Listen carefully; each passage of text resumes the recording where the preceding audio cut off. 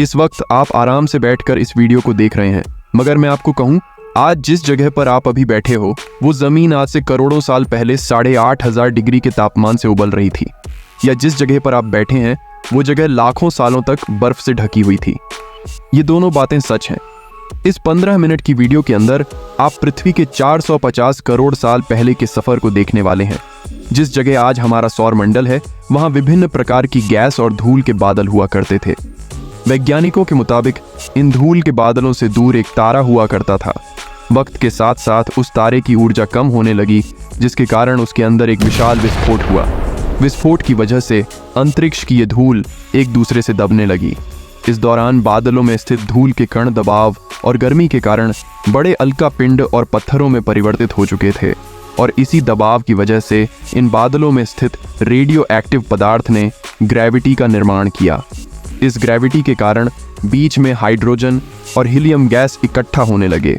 इनके बीच के इस भयंकर दबाव के कारण एक विशाल विस्फोट हुआ, और इसी विस्फोट के कारण हमारे सूर्य का जन्म हुआ।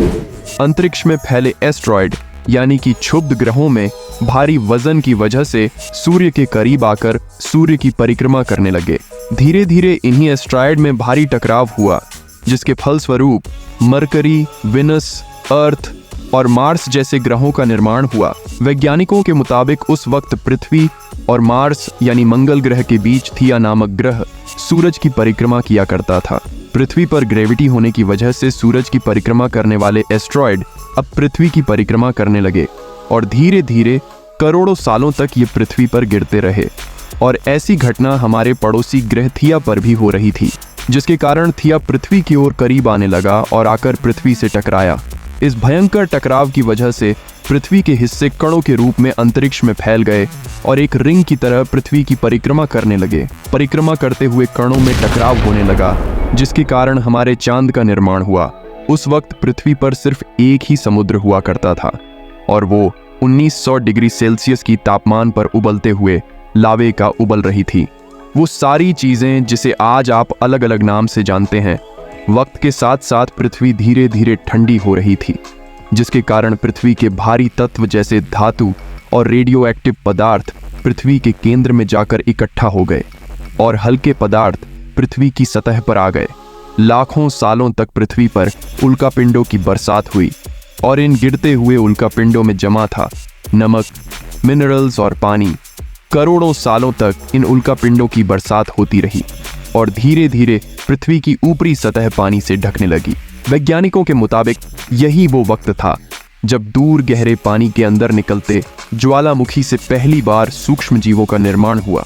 लाखों सालों बाद एक वक्त ऐसा आया जब पृथ्वी की पूरी सतह पानी से ढक चुकी थी। हमारी पृथ्वी के सबसे अंदर का कोर रेडियो एक्टिव पदार्थ से बने होने की वजह से हर दम गर्म होता रहता है, लेकिन जब भी पृथ्वी की ऊपरी जमीन ठंडी हो जाती है, तब पृथ्वी के अंदर की गर्मी बाहर नहीं निकल पाती, जिसके कारण ज्वालामुखियों का निर्माण होता है।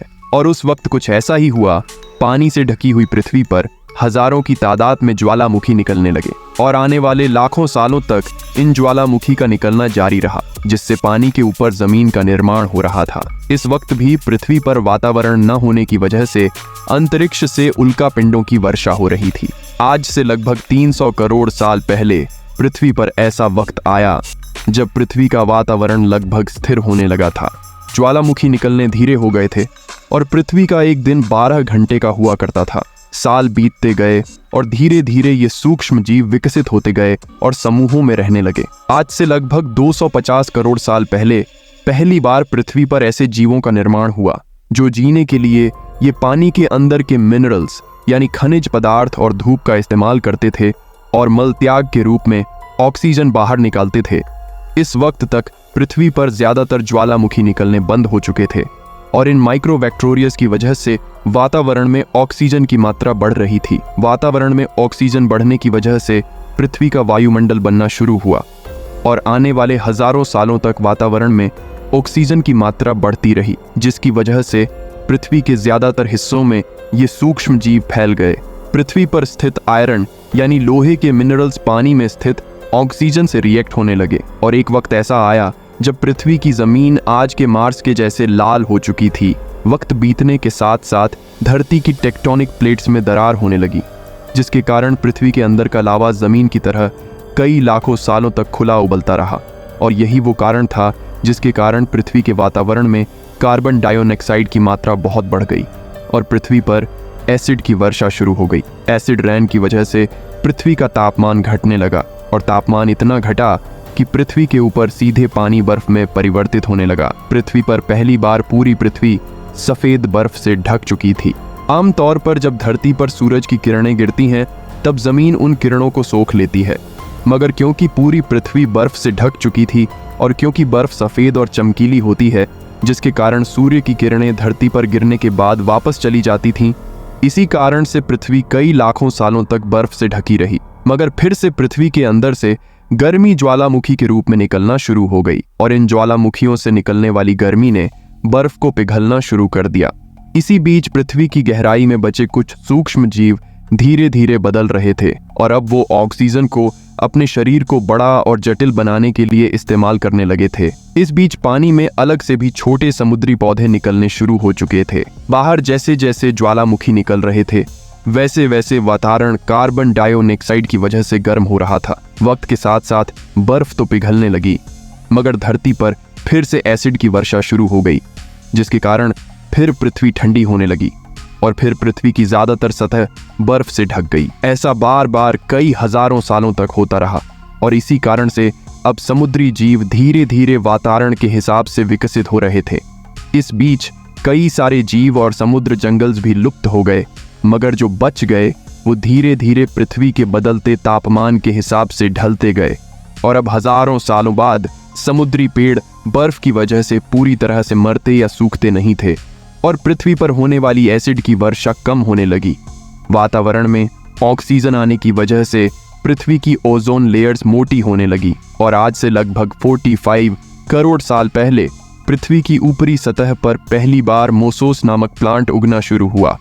वक्त के राजा जमीन पर अलग अलग प्रकार के पौधे और उगना शुरू हुए। एक वक्त ऐसा आया जब जमीन के पेड़ों की लंबाई लगभग 80 से 100 फीट जितनी मीटर या आज के 5 से 6 मंजिला बिल्डिंग जितनी ऊंची हो चुकी थी।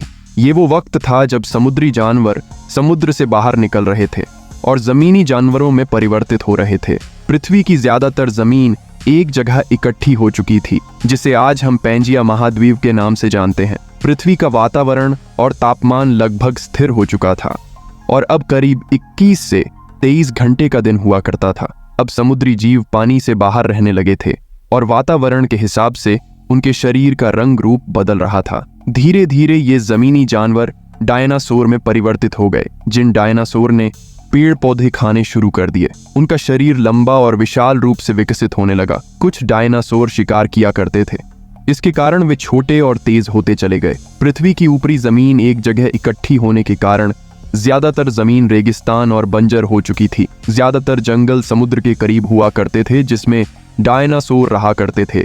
आज से लगभग 20 करोड़ साल पहले पैंजिया महाद्वीप टूटना शुरू हो गया। पैंजिया के विभाजित होने की वजह से पृथ्वी की ज्यादातर ऊपरी जमीन पानी के संपर्क में आने लगी, जिसके फलस्वरूप पृथ्वी पर हरियाली बढ़ती गई, जिस वजह से डायनासोर और ज्यादा विभिन्न और विशाल होते चले गए। डायनासोर ने आने वाले लगभग 20 से 30 करोड़ सालों तक पृथ्वी पर राज किया और उस वक्त डायनासोर समुद्र से लेकर जमीन और आसमान तक पूरी पृथ्वी पर राज किया करते थे। इस दौरान अफ्रीका से टूटा भारत सीधे आकर आज के तिब्बत से टकराया और इस टकराव की वजह से हिमालय का निर्माण हुआ। आज से लगभग 6.5 करोड़ साल पहले पृथ्वी की तरफ आज के माउंट एवरेस्ट से भी बड़ा लगभग 4.5 लाख करोड़ किलो जितना वजन का उल्कापिंड लगभग 80,000 किलोमीटर प्रति घंटे की स्पीड से पृथ्वी की तरफ आ रहा था। पृथ्वी की शहादत को छूते ही उसमें भयंकर आग लगी और वो जलते हुए सीधा पृथ्वी से टकराया। इस टकराव से निकलने वाली ऊर्जा